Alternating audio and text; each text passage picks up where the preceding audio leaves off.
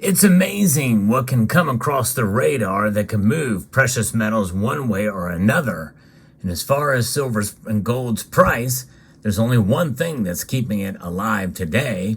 I'll discuss what that is and our expectations from here on out as we explore.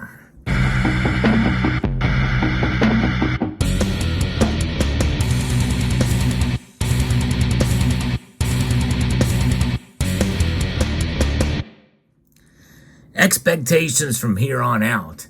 That's a tough one to say because we're all still trying to make sense about what happened geopolitically over the weekend. In fact, I did my market watch on Sunday night and the Asian markets barely blipped at all. There was no reaction to say of any sort based off of what occurred over the weekend with what some are calling an attempted coup in Russia. Let's talk a little bit about that because we heard about this happening over the weekend and we thought, well, this Wagner group is making some progress there, making its way up to Moscow within under 200 miles of reaching the city for an attempted coup. Some are saying, of course, that is not what the Wagner people are saying is what happened. They wanted to actually, kind of destabilize the Russian military, and their beef was with the military, not necessarily with Putin himself. We'll get into that a little bit, but there's still kind of making sense of it. There's a lot going on there. Kitco has a piece on this. Gold and silver prices are being higher, driven essentially by this geopolitical event, safe haven buying, based off an aborted insurrection in Russia over the weekend that was left the nuclear-armed nation's militaries destabilized and has the rest of the world wondering what happens next. And when that happens, there's uncertainty. Geopolitics can play a huge role in the price of gold and silver in times like this. But it's really just today, as we try to make sense of it, still a lot of unknowns here. Geopolitics being on the front burner of the marketplace following the weekend coup attempt in Russia that has at least temporarily been averted. Risk aversion is still higher to start the trading week. It's apparent to most that Russian President Putin has seen his once powerful authoritarian grip on his country loosen significantly, which has likely destabilized the Russian military. The marketplace will continue watching the situation very closely as its geopolitical implications are huge. Now, again, there's conflicting reports, and all throughout this conflict, there's been conflicting reports about who's got the upper hand in Bakhmut or what's going on in this region. What about the counteroffensive here? There's plenty of videos you can find on both sides that probably will tell you that either side has the upper hand. But one thing's for sure, it's a tough battle. It's been a tough war so far, or by Russian account, it's a special military operation. But it's a war. There's no question about it. It's a war and an invasion. But nonetheless, was this an actual coup? That is an important question.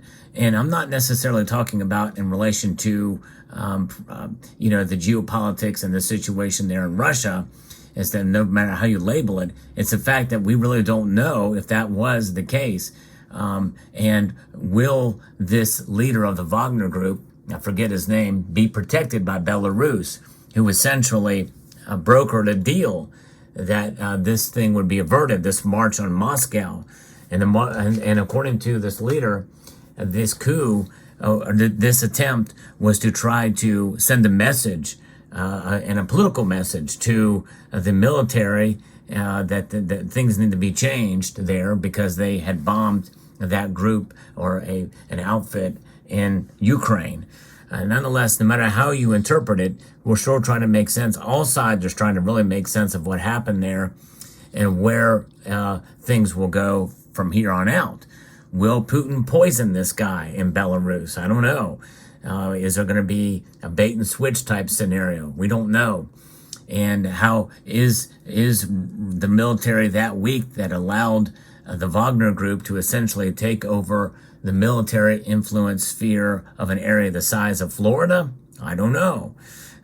There's a lot of unknowns that are here and unknown, and uncertainty is what leaves people to essentially panic in some cases, or to look for a stable store of value, store of safety, a safety net. Gold and silver provide that safety net, and that's kind of where the market is now, and it's reacting fairly heavily to this today. Now, what does that look like in terms of the prices of gold and silver? Well, there's not that much of a movement in gold. In fact, it's only up 0.12% today. Mere moments before the markets closed, gold is trading at $1,923.60. Silver, though, however, is reacting the most. It's up over 1.5%, which is kind of unusual. I would think that silver would trade maybe a little bit higher than gold, but not that much higher. But it's up 34 cents, getting closer to recapturing that $23 mark again, but it is still under it comfortably, in the ask price being $22.87. Platinum and palladium are both up. In fact, palladium is up sharply. It's up over 2% to $1,342. Platinum is up $7. It's interesting. Rhodium, though, took the biggest hit today. It's showing here down 42%. I don't think that's right. These numbers are often wrong, or the number, the percent change is often wrong, and so is the number of dollars there. But it's now just under $6,000 an ounce. So, but gold and silver are the metals that most of us care about, are concerned about in this move today, with the markets, though not huge, sparks sort of a potential change in direction. And all bets are off when it comes to geopolitics and things that come out of left field that can move the markets. Always be prepared for that type of thing to occur in both directions. And this time it's in the upward trajectory. And once this thing gets settled or figured out as to the nature of it, or if it will restart again, or if it will cause more problems in the future, once that comes to the reality, we'll probably see the metals markets kind of come back and in line or consolidate, as it were, and expectations will be driven mostly by domestic policies and what central banks are doing around the world that will have an effect on the markets. But there's always that thing that comes out of left field. And whenever it does like this, typically, unless a worse news comes out or news that makes it even more concerning as to the unknown factor down the road, and there is still a lot of unknowns here, then those are the times to take advantage.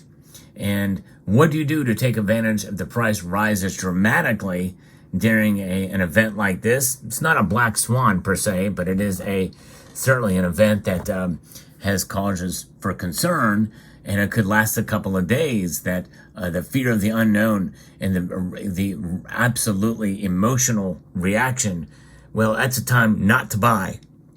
I wouldn't buy, except for right now, the price is still far enough back that I think it's, if you can find good deals out there, to do it. But if it were to spike up dramatically, like over 4% in a day or 5% in a day, I'm holding back. I'm not making a purchase myself, but it's up to the individual to assess their own situation and where they are, because typically emotional movements in the markets are short-lived, and there's corrections that always follow. And so that's why I'm of the mind to not buy during these emotional moves. Now, unless it's an emotional move to the downside and you can find an opportunity with low enough premiums, I would take full advantage of that. Now, if you need to sell your silver or your gold in a radical move to the upward direction, then that's the best time to sell. But otherwise, I'm kind of just in a holding pattern for both metals at this point, with the movements where they're at. But again, today was not a radical move in one direction or another, but this event, I think, is the only thing keeping them alive right now. Otherwise, we didn't have this thing that happened over the weekend with the Wagner Group. More than likely, we would see prices pretty stable, staying kind of where they're at or lower.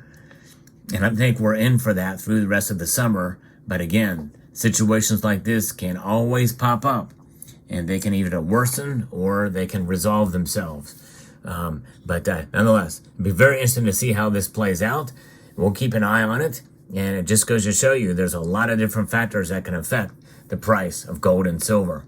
So there you have it. I hope you found this video insightful, informative, and educational. I'd like to extend a multitude of gratitude to each and every one of you for taking the time to watch, and to encourage you to please rate, share, comment, and subscribe.